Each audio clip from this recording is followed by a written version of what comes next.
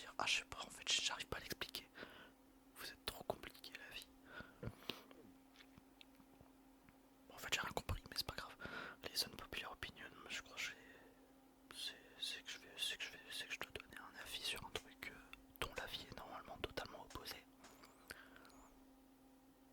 Un peu comme si je vous disais j'aime les pizzas à l'ananas, c'est un unpopular opinion parce que c'est rare. La majorité te dira mais what the fuck. Enfin voilà quoi. Ou comme si je disais j'aime pas les jeux vidéo. Enfin bref, c'est des trucs assez sensibles je dirais. Et du coup je vais vous les donner dans cette vidéo. Bon, euh, j'en j'en ai des pas mal mais je pense que le reste c'est pas si ouf. En fait j'ai pas grand chose à vous fournir parce que j'ai pas beaucoup de... J'ai pas trop de d'idées on va dire. Bon allez on va commencer. Alors, alors j'en ai pas mal déjà. Bon ça va parler aussi de manga, de jeux vidéo etc. Après je vais quand même rester sur des sujets un peu plus basiques aussi. Je pense on va commencer avec des trucs doux. Euh, ok, alors tout d'abord les amis, FFPS.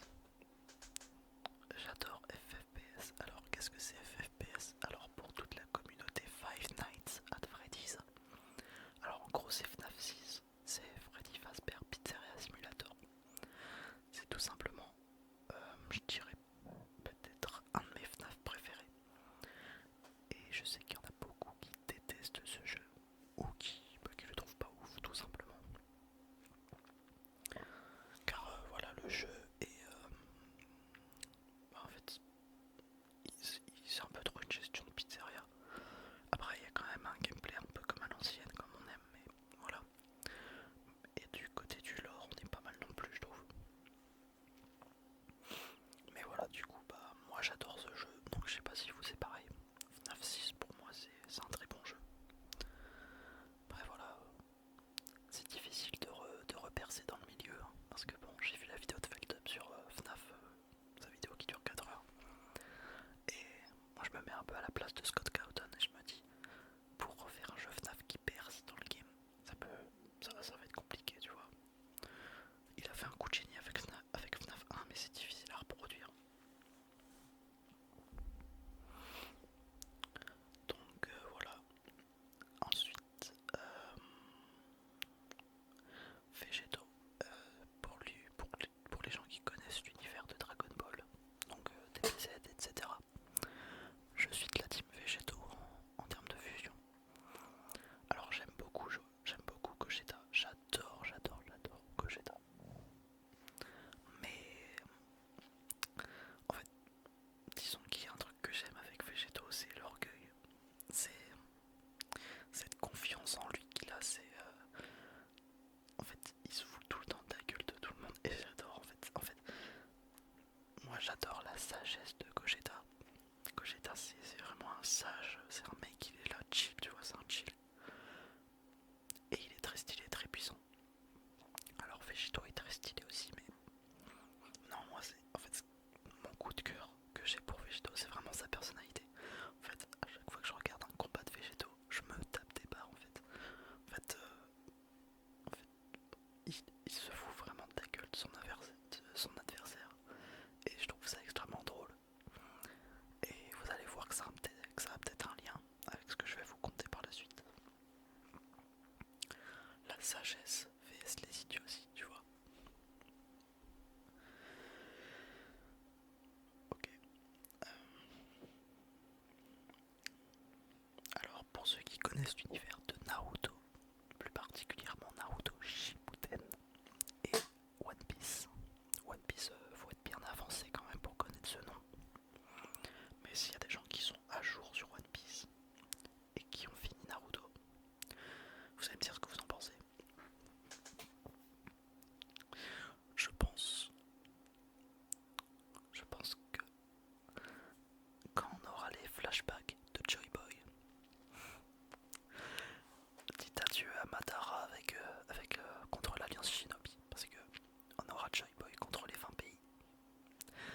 ce combat, les amis. Alors certes, c'est certainement pas une victoire, mais ça va tabasser. Et du coup je me dis, à tout moment, Joy Boy va détruire internet les mecs, il va détruire internet. Madara il a détruit internet avec son combat contre l'Alliance Shinobi, mais quand Joy Boy il va passer au combat dans les flashbacks, alors là serrez les fesses les mecs. Voilà, c'est pour ça, je pense que Joy Boy vs Madara, on est sur du Joy Boy. Après on verra, hein. Peut-être que je me trompe, mais moi j'ai un bon feeling, j'ai un très bon feeling. Et d'ailleurs, je précise, Joy Boy, c'est mon personnage préféré de One Piece. On l'a pas encore beaucoup vu, mais j'ai un feeling super puissant avec ce personnage. J'aime trop déjà son chara design, son caractère, sa personnalité. Ça, en plus, il est puissant de fou. C'est le mec le plus puissant de One Piece. En fait, voilà, c'est juste mon préféré, quoi.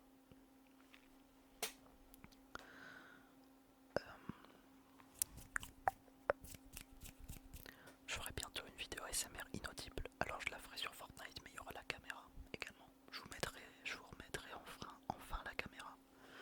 Et au pire, au lieu d'un gameplay Fortnite, je vais peut-être tenter un gameplay sur un autre jeu, histoire d'accompagner ça. Mais je vais tenter de l'inaudible bientôt. Et peut-être des vidéos un peu plus poussées, genre des RP. Des RP. En vrai, je suis capable de faire des RP. En vrai, ça me dit un truc. Enfin, ça me dit bien, quoi. Allez, ensuite, Weaverhead, Freddy ou Bonnie. Alors, dans Five Nights at Freddy's 2, donc toujours l'univers de FNAF, déjà, les Weaverhead, je les préfère large au toy animatronique. Mais qui est mon Weaverhead préféré? D'ailleurs, à l'époque, on les appelait les Old animatroniques. Avant qu'on les appelle les Weaverhead, on les appelait les Old. C'est vraiment OG pour moi ce nom. Old Freddy, Old Bonnie, tu vois. J'adore. Enfin bref, Weaverhead Freddy or Weaverhead Bonnie. Alors, en fait, pour ceux qui savent pas, Freddy, ça a longtemps été mon personnage préféré de FNAF. Surtout dans FNAF 1. Et même dans presque tous les FNAF. Mais, avec le temps, plus particulièrement aujourd'hui, à ce jour, j'ai beaucoup réfléchi et puis bah, j'ai mûri. Et Weaverhead Freddy est très stylé, j'adore. Mais Weaverhead Bonnie, c'est avec sa gueule tout pétée là. Waouh! Je me souviens même, avec sa tête toute pétée. C'est la même réplique que Polo a balancé dans sa vidéo. C'était à la nuit 3. C'était dans son 3e épisode. Eh bien, bonsoir Macho Boys et Sexy Girls et bienvenue sur Five Nights at Freddy's 2. Oh là là. Enfin bref. Du coup, voilà. Donc je pense que Weaverhead Bonnie est le meilleur Weaverhead de FNAF 2. Après voilà, il y a aussi Golden Freddy, il y a Foxy, il y a Chica, mais bon, moi Bonnie personnellement c'est celui qui est le plus efficace. C'est celui quand je le vois, je me sens... En fait je me sens pas mal, mais je me sens super bien. En fait, vous savez que les animatroniques les plus stylés, les plus effrayants, bah en fait ils m'effraient pas. Les animatroniques qui sont censés être super effrayants, moi au contraire, ils me réchauffent le cœur. Genre quand je vois Weaverhead Bonnie, je me sens bien. Dans FNAF 4 quand je vois Nightmare Fredbear, c'est mon animatronique préféré de FNAF 4, du coup qu'est-ce que je dis? Putain, enfin je suis à la nuit 5. Enfin Fredbear. Et à chaque fois je suis tout content de faire cette nuit. Ok. Enfin bref. Ensuite, Golden Freddy. Mon animatronique préféré de tout FNAF, dans tout l'univers de FNAF, je pense que c'est Golden Freddy. Golden Freddy. Springtrap est très également aimé, mais personnellement j'ai plus d'attache à Golden Freddy. Golden Freddy c'est gold. Déjà, le frérot, il est apparu dès le premier jeu et il était trop stylé, super rare. T'as une chance de l'avoir sur 32 738, je crois. Alors, non, peut-être pas 738, 32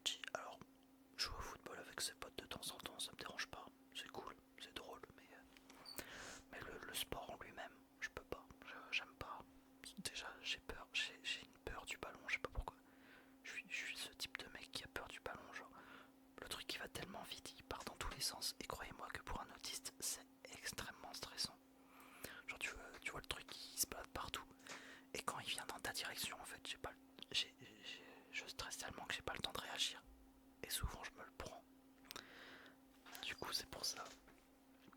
Et ben beaucoup de choses, hein. Enfin bref, après ça me dérange pas de regarder la Coupe du Monde. La Coupe du Monde, la Coupe de l'Euro, quand c'est la France qui joue.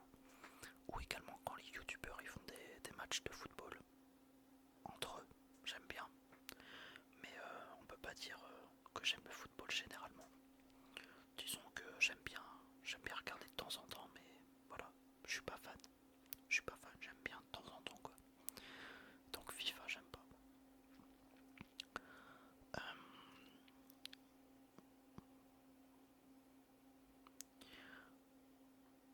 Goku Ultra Instinct vs le Figure 5.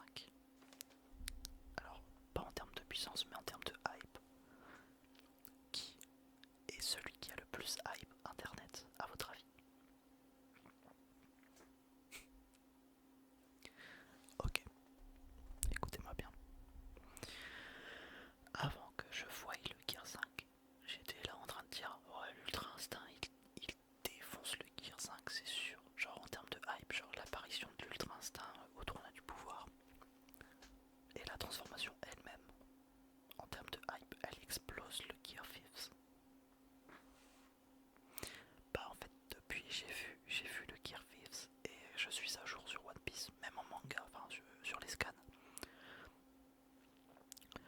Eh bien j'ai réfléchi et je me suis dit finalement je pense, en tout cas personnellement, je pense qu'en termes de hype, je pense que le Gear 5 est au-dessus. Après c'est personnel, je dis pas que vous, ça doit être pareil pour vous quoi.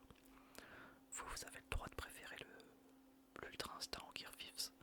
Mais moi personnellement, justement j'y reviens, cette histoire de Végéto et de Gogeta, la sagesse contre l'idiotie, bah en fait j'adore ça. Et du coup bah Luffy c'est exactement ça. Enfin Luffy, je sais pas comment vous le prononcez, Luffy, enfin Luffy, quand il est en Gear 5, bah en fait il est idiot, genre il rigole tout le temps, ses attaques n'ont aucun sens, c'est extravagant. Et moi c'est une DA, c'est une DA que je kiffe sa mère. J'adore ça. Et à chaque fois que je regarde un combat de Luffy, bah, je rigole, je me pète mes meilleures barres. Donc voilà.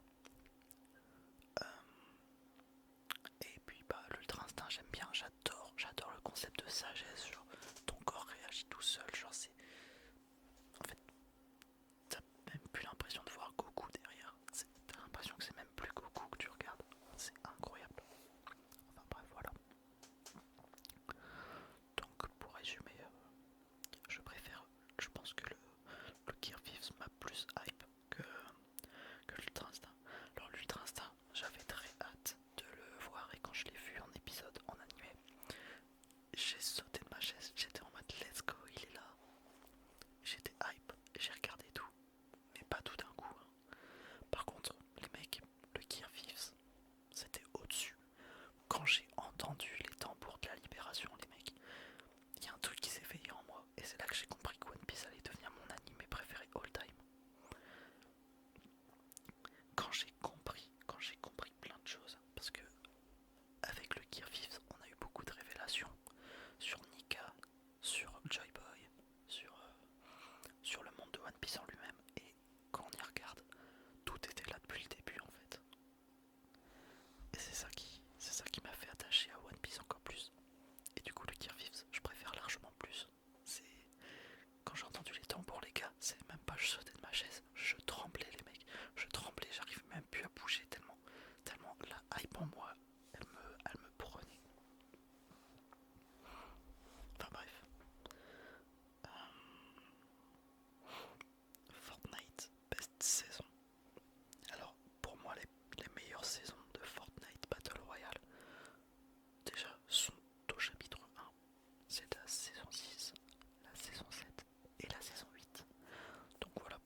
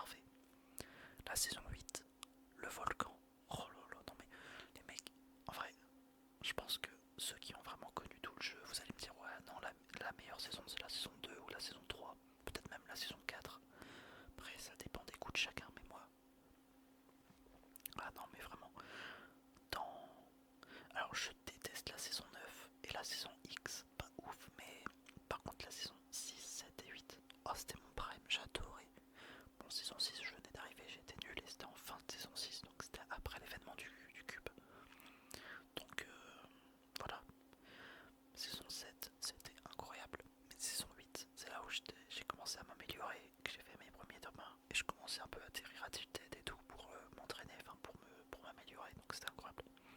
Enfin bref. Allez, ok, je vais faire celui-là. Je déteste les tomates. Je déteste les tomates. Voilà, enfin, quand j'étais petit, je détestais ça. Maintenant, ça évolue un peu plus. Alors, je sais qu'il y a des gens comme moi qui n'aiment pas les tomates, mais bon, voilà.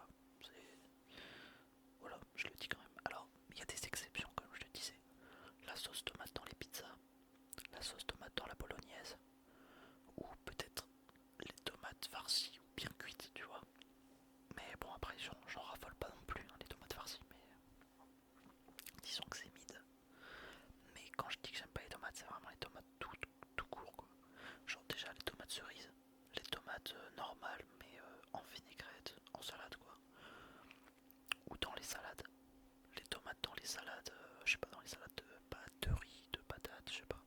C'est pas mon truc. En fait, je trouve que quand tu manges une salade de patates, genre t'as la pomme de terre, tu peux avoir de l'œuf, je sais pas, du thon, du jambon, je sais pas, ça dépend hein, des deux, de la mayo, etc. Des cornichons, je sais pas. Et là, tu mets de la tomate, frérot, je ne sens que ça. En fait, le goût de la tomate, il est super prenant, genre tu sens que ça. Il est super puissant le goût. Et comme je suis pas très fan du goût de la tomate, en fait, c'est pour ça que je trouve que dans une salade, ça cache tout et que j'ai du mal. J'ai du mal à manger une salade avec de la tomate dedans. Et une dernière exception, j'arrive à présent à manger un burger avec une tranche de tomate dedans. Donc voilà, j'évolue quand même, mais pour le moment la tomate c'est vraiment pas mon fort. Mais j'évolue, j'évolue. Ah, j'ai oublié de le dire. Alors du coup, je l'ai balancé un exemple en début de la vidéo, mais en fait c'est réel. J'aime bien la pizza à l'ananas. Coucou mes copains les Italiens. Non, en vrai, c'est pas mon plat préféré. Hein. Les pizzas, les meilleures pizzas, c'est pas celle où il y a de l'ananas dedans, c'est juste que moi, j'aime bien le sucré salé un peu. Après, faut pas le faire n'importe comment, hein, parce que bon, si tu trempes un steak haché dans du Nutella, tu vois ça, même ça va peut-être pas me plaire, mais il y a des bons sucrés salés à faire, tu vois. La pizza à l'ananas, c'est vrai que ça divise les gens. Alors personnellement j'aime bien, mais je comprends que c'est pas le fort de tout le monde. Moi je respecte les choix de chacun et c'est pour ça que si toi là derrière ton écran tu n'aimes pas les pizzas à l'ananas et tu comprends même pas comment je peux aimer ça, bah je te comprends. Parce que même moi je me comprends pas. Voilà, je crois qu'on va arriver au dernier. Ouais, le dernier. Je n'aime pas. Alors attention, celui-là c'est le plus fort. C'est le plus puissant. Je n'aime pas le fromage. Ok, alors, un peu comme la tomate, ça évolue. Mais beaucoup plus lentement. Je reste souvent sur les mêmes. Alors moi je reste sur des fromages doux. Genre des fromages industriels aussi. Genre je reste sur de la vache qui rit, de l'emmental râpé, du cheddar, de la mozzarella. Je reste en général sur ces fromages-là. Bon, j'aime bien le boursin aussi, mais c'est pas vraiment un fromage. Enfin bref. Maintenant, tu me parles de coulommiers, de camembert, de maroilles, de reblochon, de raclette. Je peux pas. Et le plus souvent, c'est une histoire d'odeur. Et là, vous allez me dire, mais un fromage qui pue n'est pas un fromage mauvais. Je sais. Et on me le dit un milliard de fois. C'est juste, je vous crois, c'est juste que si tu m'approches un fromage qui pue, un seul contact donné, frérot, je suis capable de dégueuler. Donc, en fait, je sais que c'est peut-être pas mauvais, mais en fait, ça me repousse. Ça me repousse, c'est tout.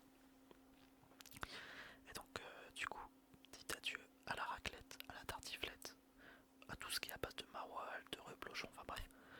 Les fromages comme ça qui puent, mais énormément, je peux pas.